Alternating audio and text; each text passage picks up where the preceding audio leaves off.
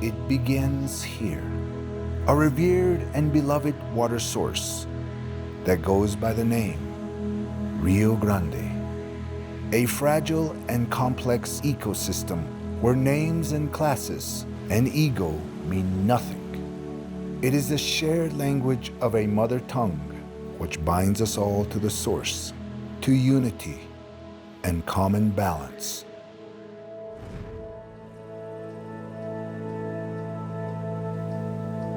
I'm very rooted in healing this earth and trying to live a most balanced, connected life I can with the earth. So I take care of water, I steward, acequia water, I steward other living things. I'm a proponent of biological and crop diversity, so I have one of the most diverse gardens around. Watch out for that chile right there. My foundation is in ecology. I have a master's degree in agriculture ecology, so I'm always looking at everything from an ecological frame of reference and trying to create as many interconnections and linkages between the different components of this ecological system. I'm also thinking of the underground community, how the worms and other arthropods, are interacting and keeping the plants healthy, and then the pollinators working above ground. So it's kind of this integrated, multi-storied system towards greater health and connection to just strengthen all those bonds. This is what makes a Coca-Cola sweet. High fructose corn syrup. Yeah, but theirs is GMO. Ours is all natural. Amen, sister. Amen. This farm, through all the year, now that my bedroom is facing this garden, I get to see it transform into different things during all the seasons. And I also like that I get to eat the food. And I love harvesting with my dad. The lifeblood of this piece of land is this here, acequia del medio. So the acequia del medio originates off of the acequia madre at a compuerta. So once the water comes down the acequia del medio, then I construct a dam called a tapanco. So in my case, it's a custom board, or I've got a piece of metal over here that I just drop into the acequia channel itself, and then it sends the water into my laterals, into my fields.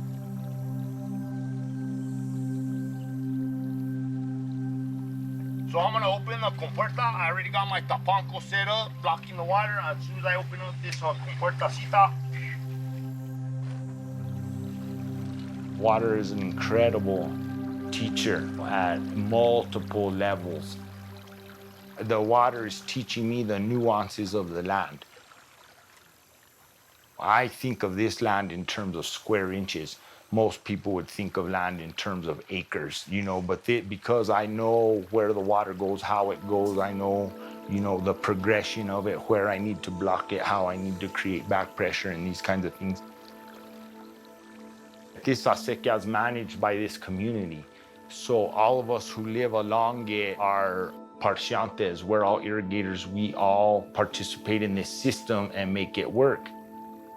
So it's a teacher on how to work with people and how to forgive.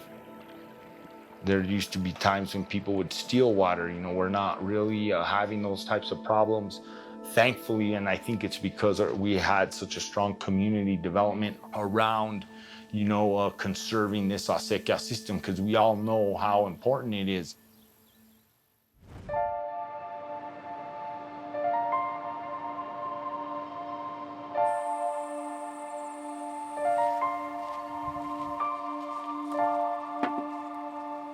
So right now we are at Red Willow Farm here in Taos, Pueblo. I'm such a huge advocate of yes, take over your family's land, clean those acequias, plant something there. To teach people how to garden, how to preserve their food traditionally and modernly. No one else in my family has really been interested in agriculture. For me, it's time to reflect and meditate. These are our Taos Mountains, and that's just so sacred to us. It's where we get a majority of our water, so we're really dependent on it. And from that snowfall, not only does all of that water collect in our Rio Pueblo, but it feeds a lot of natural springs that are throughout that mountain, and a lot that are really sacred to us. We've been able to kind of channel a lot of the water to go along those rock terraces, and that's what's been feeding the berries that are along those terraces. Right here. It's like an Easter egg hunt sometimes. Just find little ones here and there. This is how most of the acequia openings look. And from those main ditches is where the families are able to open up their spot and have it go to their land.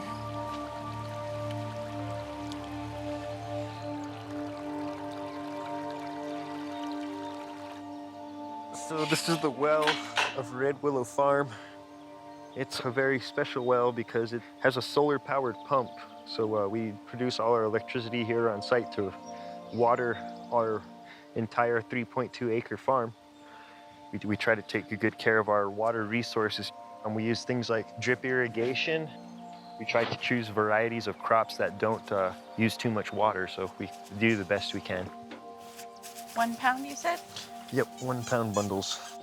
One thing very interesting about this watershed is the acequia system is actually over 1,000 years old. It was first built by Pueblo natives, and then it was expanded when we got contacted by the Spanish. And the longest stretch actually takes water from this Rio Pueblo 7 miles into town. Our relationship with the first Spanish settlers was very tight and communal because we both depended on the same water system for our crops.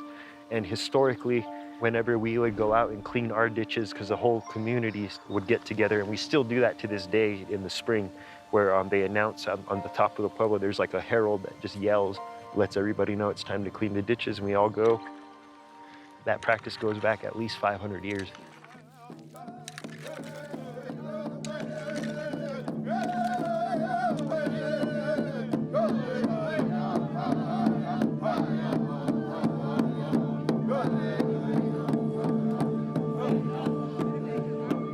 My son, Buck Johnston, is up on top of the rig right now. Many of us feel that this is a critical time in the history of the earth right now, when man has the technology to do these kinds of things and drill into deep aquifers for fossil water. All these aquifers are interconnected, as is the whole planet, and it's connected with the river. Niwachoni, water is life, and if you go for a day or so without it, you'll sure know that's true right away. Some of us are cursed with being able to hear the earth scream, and that's what compels us to do this.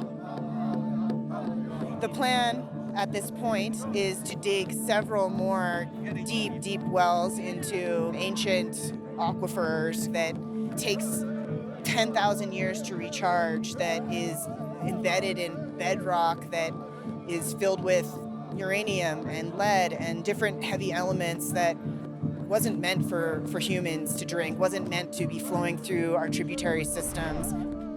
These are 1,000 gallon per minute wells, and they're planning 18 of them, several of which are supply wells, and then the rest are mitigation wells to pull water from the deep aquifer that needs to be treated by a very expensive plant.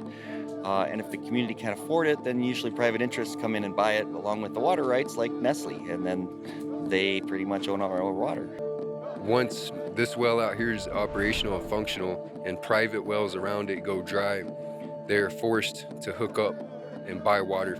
It's a privatization of our waters here, and also that's sending water downstream south to Santa Fe, Albuquerque, Texas.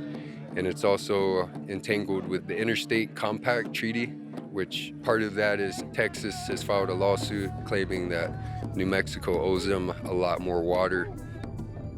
It's hydrologically an inelegant solution. It's a bad idea to pump deep groundwater to replace increased surface water. But it's part of the settlement that Congress actually passed. It is the law of the land. And making a stand here, I can understand why you would want to do it. The mitigation wells, as bad an idea as it is, the choice was You either get deep groundwater or you get no water. So when Acequia leadership was presenting those options, what do you think they said? They said, okay, we'll give us some mitigation wells. So stopping the wells, going after the supply side of the equation, to me is shooting us in the foot. You know, because like it or not, we're gonna need that water. Big plans here in Taos with big money. It's called divide and conquer. And that's exactly what's happening. Well, for us here on Taos Pueblo, because of the Abeta settlement, we actually got the lion's share of the water that comes off of this watershed. But as for the people in town, and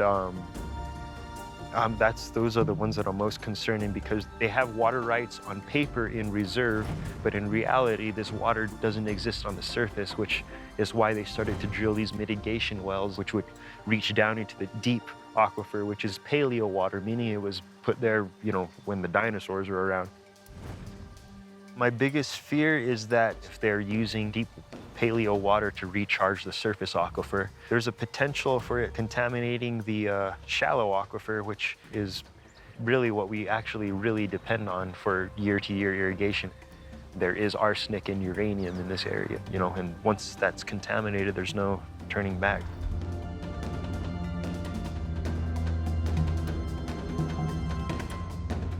I want to help my people as much as I can.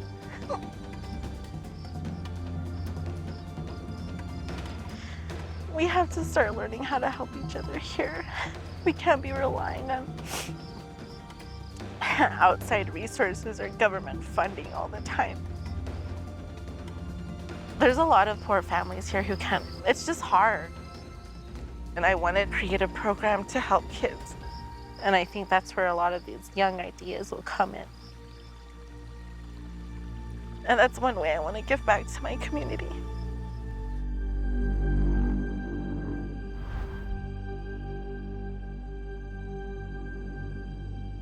We have some challenges ahead.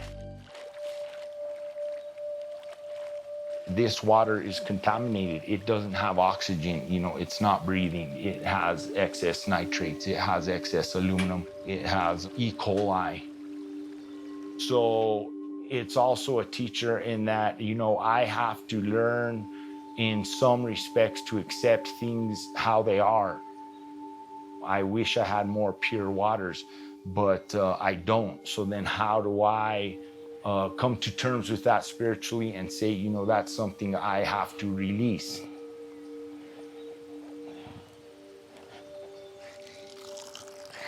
But then it sets in motion, you know, how do I conserve? How do I innovate and respect and honor the water that I do have and try and move forward? Someday I might be a grandpa, and it's awesome to think that the work I'm doing now, you know, I inherited in some ways from my grandfather, and then my daughters and their children can carry all this on, and I can only imagine, you know, how awesome that can be, you know, with all these generations working the same land, building the same soils, caring for the same trees, you know. That's what I'm trying to set up here. Thank you, Mama.